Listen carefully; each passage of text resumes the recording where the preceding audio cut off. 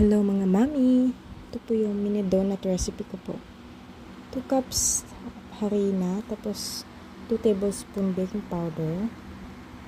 Dapat salain niyo po yung harina para iwas uod. May iba kasi may uod. Tapos 1/2 cup white sugar. Tapos i-mix niyo lahat ng dry ingredients at lagay yung 3 itlog. Yung nauna is 1/2 cup oil. Unang nalagay ko, hindi ko lang na-record, sorry po. Tapos mga mami, yan na po. Nalagay ko na yung 3 itlog at i-mix ulit. 1/2 cup po yung nilagay kong mantika. Tapos, pwede na po dyan isabay yung 1/2 cup na evap. Hindi ko lang na sabay kasi ang tagal nung pinabili ko ng evap kasi ang tagal, kaya yun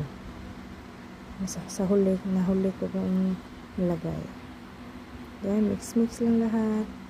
Tapos yung 1/2 cup ko na evap, nilagyan ko pa po ng konti pa para ganito yung consistency niya, hindi masyadong dry. Okay mga mami, tapos mas maganda kung nilagay mo sa ganito para mas madali i-squeeze sa donut maker. Mas madali siyang ilagay. Ayan. Salang nyo na siya. Ayan. Mas maganda pag may ganito kasi. Kaya, okay naman yung pag may piping bag kayo. Pwede naman yun. Or kahit mga cellophane, yung mga roll bag, ganun. Okay naman yung pag wala kayong ganito. Tapos, yan, sige. Ito na yung mini donut maker ko. Nag-effort talaga yung anak ko sa ganyan. Maliit lang siya talaga. Talaga, literal na cute. Diba? Ito na. Papainitin muna natin bago lagyan ng mantika. Or pwede naman margarine or butter. Ito na siya. Ganyan karami yung 2 cups na flour. Mas maganda kung all-purpose flour. Kasi wala akong all-purpose. Harina lang kasi nagluluto din ako ng hotcake mga mami. So, okay naman din. Masarap din naman. Ayan, pinabilisan ko na lang para mas hindi boring panoorin yung video ko. Sorry mga mami, baguhan kasi ako. Ganyan. Tapos tinidor lang yung ginagamit ko sa pagbaliktad. Dahan-dahanin lang. Ayan, luto na siya. Gustong gusto ng mga kids. Mga anak ko, gustong gusto nila. Masarap daw, sabi nila. Hindi ako nakagawa ng sauce kasi walang cocoa powder dito sa amin. Malayo kasi kami sa market. Ayan. Tapos, pag isa pangalawang beses, hindi ko na nilagyan ng mantika. Hindi na siya dumidikit. Ayan, ang ganda siya. Ang ganda yung resulta niya. Yan, diba? Ang cute ng donut. Ang batong na video. Blurred pa. Yung anak ko nagvi-video kasi nito. Diba? Ang liit.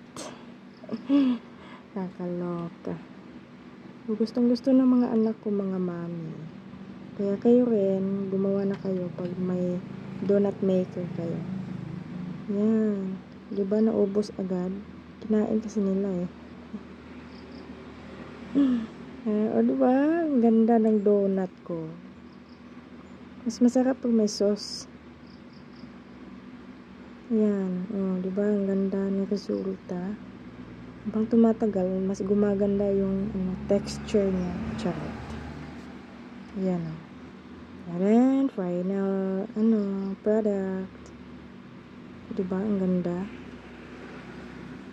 Yan. Perfect. Ang galing. Bilisan mo pa mami para mabilis maluto. Ganun. Yan, sige. Pero wag nung punuin yung ano ha, mini donut maker para hindi lumagpas. Tumutubo kasi, lumalaki kasi siya eh. Pag ano, inilagpasan yun, ako, lalagpas talaga yung ano, butter. O, diba gustong gusto ng mga anak ko. Masarap daw kasi, sabi nila. Malapit ako matapos nito eh. Ah, ang ganda siya. Siya, oh, diba? Don't forget to subscribe mga mami sa YouTube. Ano ko? YouTube account. Yan, malapit na. Kinamay lang ng anak ko. Ano ba yan? Okay lang. Kami lang naman kakain eh.